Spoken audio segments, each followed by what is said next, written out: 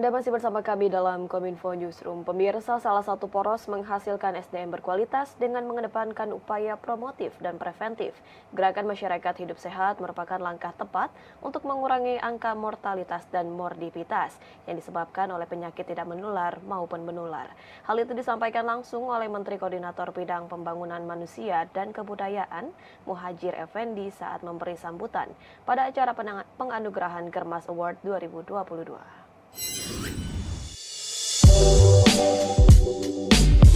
Menteri Koordinator Bidang Pembangunan Manusia dan Kebudayaan Muhadjir Effendi mengingatkan gerakan masyarakat hidup sehat menjadi poros utama dalam pengendalian faktor risiko penyakit tidak menular guna mewujudkan sumber daya manusia yang berkualitas. Berdasarkan data Global Burden of Disease 2029, penyakit tidak menular menjadi penyumbang tertinggi kasus kematian dan kecacatan di Indonesia. Terkait hal tersebut, Menko PMK Muhadjir mengingatkan bahwa kebudayaan perilaku hidup bersih dan sehat melalui gerakan masyarakat hidup sehat dapat mencegah berbagai masalah kesehatan. Pembudayaan Germas memerlukan kesadaran, kemauan, dan kemampuan seluruh pihak untuk membiasakan perilaku hidup sehat sesuai dengan instruksi Presiden nomor 1 tahun 2017 tentang gerakan masyarakat hidup sehat. Adapun gerakan masyarakat hidup sehat atau Germas meliputi 7 langkah, yakni melakukan aktivitas fisik, makan buah dan sayur, tidak merokok, tidak mengkonsumsi minuman beralkohol, melakukan pemeriksaan kesehatan secara berkala, menjaga kebersihan lingkungan dan menggunakan jamban. Di antaranya poros utama ini dipandegani oleh Bapak Menteri Kesehatan dan Pak Menteri Olahraga. Karena saya mohon dukungan betul dari kedua kementerian ini untuk bagaimana supaya gerakan nasional masyarakat hidup sehat ini betul-betul tersosialisasikan dengan baik, menjadi darah daging setiap penduduk Indonesia pada jenjang umur berapapun, pada siklus kehidupan di tahap manapun, itu menjadikan gerakan-gerakan olahraga dan gaya hidup sehat itu supaya menjadi kebiasaan, mendarah daging di dalam kehidupan sehari-hari. Pasca tragedi Stadion Kanjuruhan Malang, Jawa Timur, Menteri Pemuda dan Olahraga Zainuddin Amali menyarankan supporter klub di Indonesia membentuk wadah organisasi. Menurutnya, Zainuddin memaparkan dengan berorganisasi pembinaan kepada supporter dapat dilakukan dengan maksimal. Pemerintah memutuskan untuk melanjutkan kompetisi sepak bola Liga 1 setelah sempat tertunda akibat adanya tragedi di Stadion Kanjuruhan Kabupaten Malang, Jawa Timur. Meski telah diperbolehkan, kompetisi yang dilaksanakan di Jawa Tengah menggunakan sistem gelembung atau bubble, yaitu tanpa ada penonton. Menteri Pemuda dan Olahraga Republik Indonesia Zainuddin Amali meminta para supporter klub sepak bola tanah air bersabar dan memahami kondisi saat ini. Ya memang harus begitu, kan kita jangan dianggap ini dalam situasi normal. Gitu loh, kita harus menata dulu dan supporter kita juga akan ditata sesuai dengan panduan Undang-Undang nomor 11 tahun 2022 tentang keolahragaan. Kan itu supporter diatur tuh, dia harus terorganisir, dia harus punya tanda keanggotaan. Jadi nggak bisa lagi seperti yang dulu. Itu, ini sambil ditata oleh federasi tentu ya. Itu. Nah, untuk sementara kalau misalnya menunggu itu tertata, ini kompetisi akan lama. Maka kompetisi jalan dulu dan akhirnya diputuskan tanpa penonton dulu. Dalam undang-undang tersebut diatur bahwa pendukung klub sepak bola harus terorganisasi dalam sebuah kelompok, yakni memiliki tanda keanggotaan serta kelompoknya memiliki anggaran dasar dan anggaran rumah tangga, agar ada perlindungan dan tanggung jawab manakala terjadi sesuatu kepada anggota. Sementara itu, sambil menanti penataan kelompok pendukung sepak bola itu, maka kompetisi Liga 1 diputuskan untuk berjalan lebih dulu dan tanpa penonton.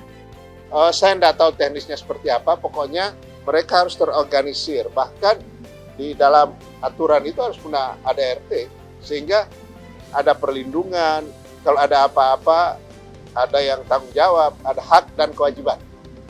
Sebagai informasi, lanjutan Liga 1 berjalan terpusat di daerah Jawa Tengah dan Yogyakarta.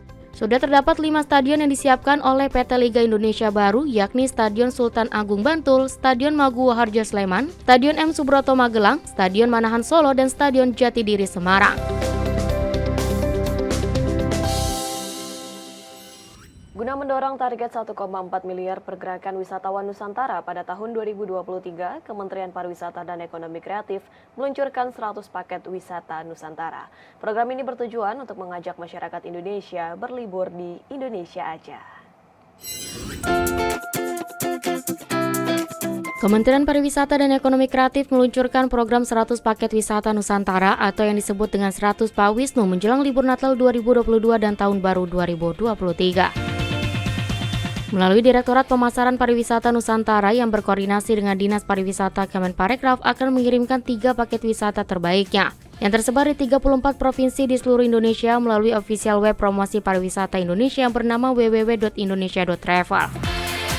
Di mana program ini bertujuan untuk meningkatkan jumlah pergerakan wisatawan Nusantara yang pada 2023 akan ditargetkan mencapai 1,2 hingga 1,4 miliar pergerakan atau perjalanan.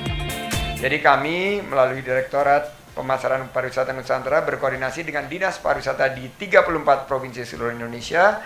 Masing-masing provinsi mengirimkan 3 paket wisata terbaiknya sehingga terciptalah 100 paket wisata Nusantara. Kita singkat Pak Wisnu.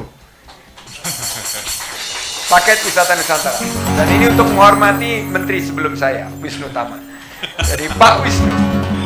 Jadi Pak Wisnu ini akan menambah kasanah informasi mengenai paket wisata untuk liburan Nataru yang biasanya diisi dengan liburan-liburan ke luar negeri nih. Udah mulai ngecek-ngecek. Nah, saya ingin gunakan kesempatan ini, strike it while the iron is hot, mumpung besinya masih panas, kita tempa agar menambah pergerakan wisata Nusantara dengan target 1,2 sampai 1,4 miliar pergerakan perjalanan wisata Nusantara.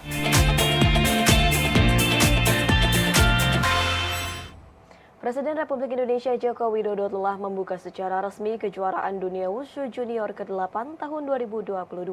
Presiden juga menerima penghargaan Honorary Ninth Duan of the International Wushu Federation Grading dari Federasi Wushu Internasional. Penghargaan diserahkan langsung oleh Wakil Presiden Federasi Wushu Internasional, Anthony Goh. Presiden Republik Indonesia Joko Widodo secara resmi membuka penyelenggaraan kejuaraan dunia Wushu Junior ke-8 tahun 2022.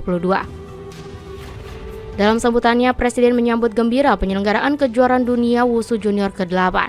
Secara khusus, Presiden juga mengucapkan selamat datang kepada seluruh delegasi yang hadir dari 60 negara-negara sahabat yang mewakili 5 benua.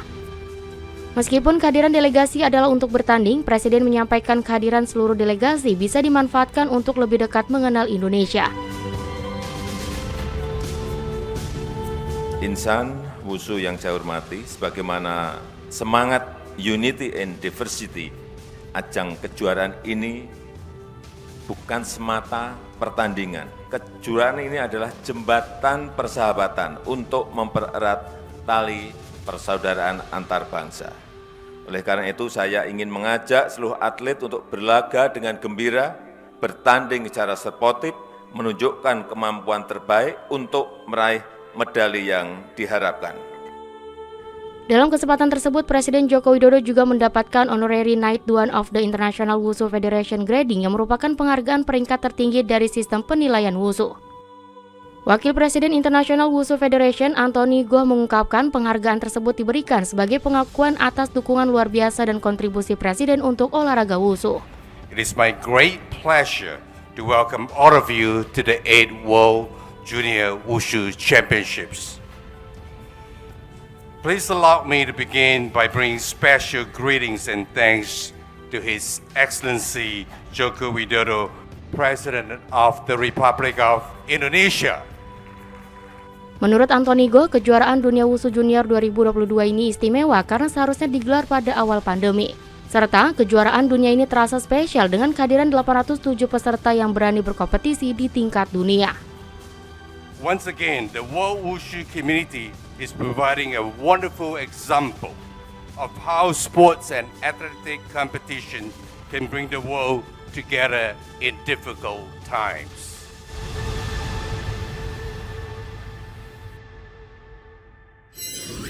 Pemirsa, usai jeda kami akan kembali dengan informasi Road to the ESM Run 2022 sesaat lagi.